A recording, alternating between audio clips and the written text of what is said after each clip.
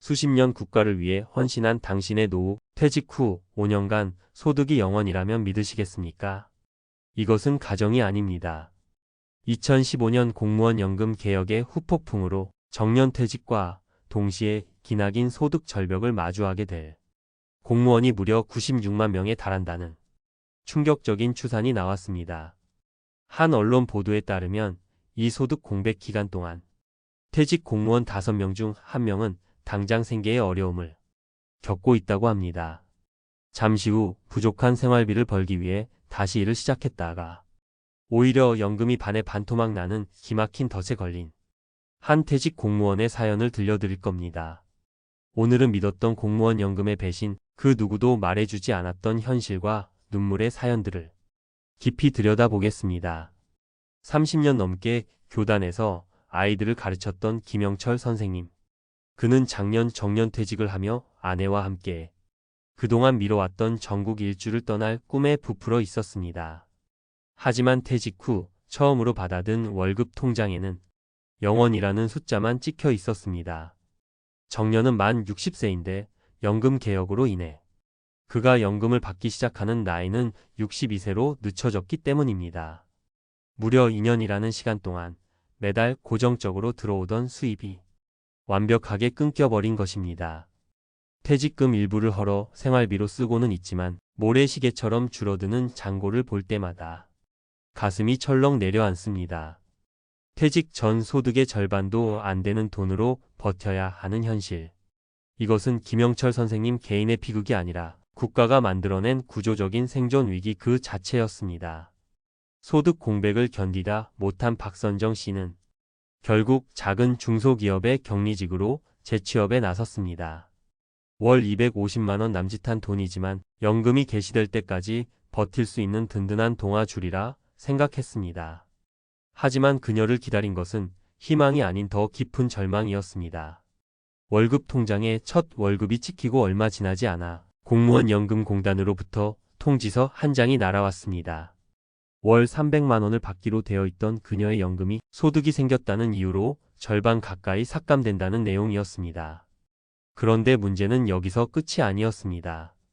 삭감된 연금과 새로운 월급이 합쳐지면서 종합소득세 부담까지 눈덩이처럼 불어났습니다. 세금을 모두 제하고 나니 일을 하기 전보다 오히려 손에 쥐는 돈이 줄어드는 기가 막힌 상황이 벌어진 것입니다. 생활비를 벌기 위해 나선 길이 오히려 노후를 더 깊은 수렁으로 밀어넣는 소득의 역설. 여러분이라면 이 상황을 어떻게 받아들이시겠습니까? 올해 78이 되신 임순자 어르신의 사연은 더욱 가슴이 아픕니다. 20여 년 전 남편의 사업이 크게 기울면서 집안의 빚을 갚기 위해 어쩔 수 없이 공무원 연금을 일시금으로 수령했습니다. 그것이 평생의 족쇄가 될 줄은 꿈에도 몰랐습니다.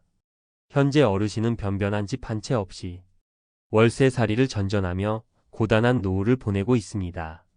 하지만 소득 하위 70% 노인에게 지급되는 기초연금 수급 대상에서 제외되었습니다.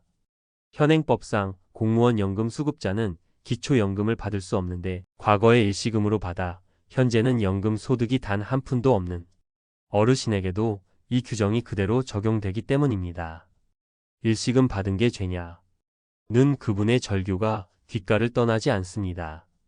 과거에 어쩔 수 없었던 선택이 현재의 가난을 외면하는 이유가 되어버린 완벽한 복지 사각지대입니다. 자, 지금까지 우리는 믿었던 연금의 발등을 찍힌 3가지 안타까운 사례를 살펴보았습니다. 하지만 왜 이런 일이 벌어지는 걸까요? 지금부터가 진짜 중요합니다.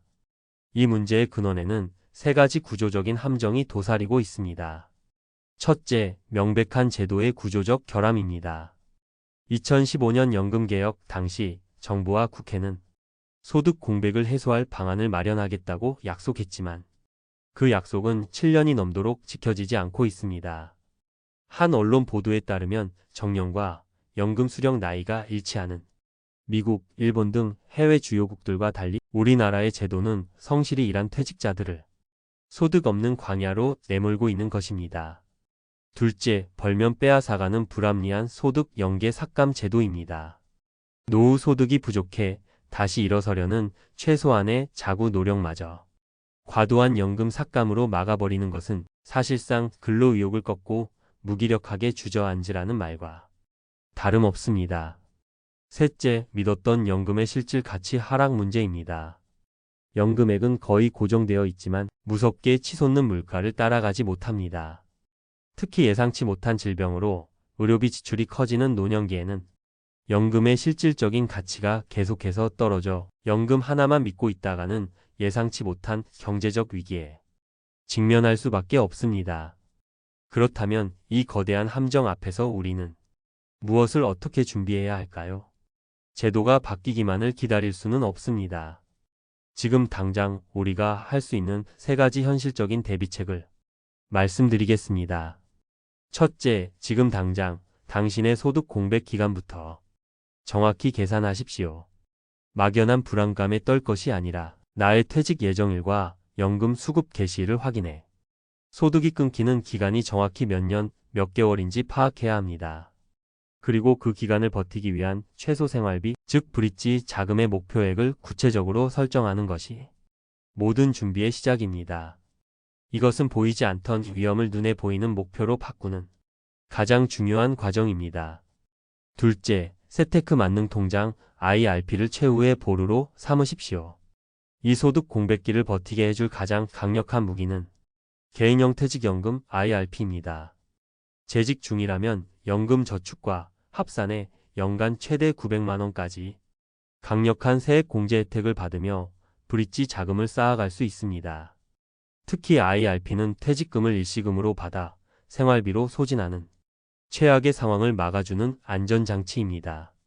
관련 통계에 따르면 퇴직금을 IRP 계좌로 이전해 연금으로 수령할 경우 일시금으로 받을 때보다 퇴직소득세를 30%에서 최대 40%까지 절감할 수 있다고 합니다. 당장의 생활고 때문에 평생의 자산을 녹여 쓰는 악순환을 막는 가장 현명한 선택입니다. 셋째, 만약 재취업을 고려하신다면 무작정 일자리를 구하기 전에 연금 삭감 한도액부터 확인하십시오. 공무원 연금공단에 직접 문의해서 나의 연금이 삭감되지 않는 소득의 상한선이 정확히 얼마인지 반드시 확인해야 합니다. 그 기준을 넘지 않는 선에서 파트타임이나 프리랜서 활동을 하는 것이 현명한 전략일 수 있습니다. 열심히 일하고도 오히려 소득이 줄어드는 함정에 빠지지 않으려면 제도를 정확히 아는 것이 곧 돈을 지키는 길입니다. 오늘 우리는 믿었던 공무원 연금의 그늘에 가려진 아픈 현실을 마주했습니다. 국가를 믿고 제도를 믿고 자신의 성실함을 믿었던 수많은 퇴직자들이 제도의 허점 속에서 고통받고 있습니다. 안타깝게도 제도는 당신을 완벽하게 지켜주지 않습니다. 결국 나의 노후는, 우리 가족의 미래는 내가 직접 챙기고 지켜야만 합니다. 오늘 이 이야기가 그저 불안감으로 남는 것이 아니라 여러분의 든든한 노후를 설계하는 작지만 확실한 첫걸음이 되기를 진심으로 바랍니다. 스스로 준비하고 계획하는 사람만이 어떤 폭풍우가 몰아쳐도 흔들리지 않는 법입니다. 오늘 내용이 여러분의 삶의 작은 등불이 되었다면 구독과 좋아요로 그 마음을 표현해 주십시오. 비슷한 고민을 가진 분들이 있다면 댓글을 통해 서로의 지혜를 나누고 위로를 얻어가는 공간이 되었으면 합니다. 여러분의 지혜로운 노후 준비를 항상 응원하겠습니다.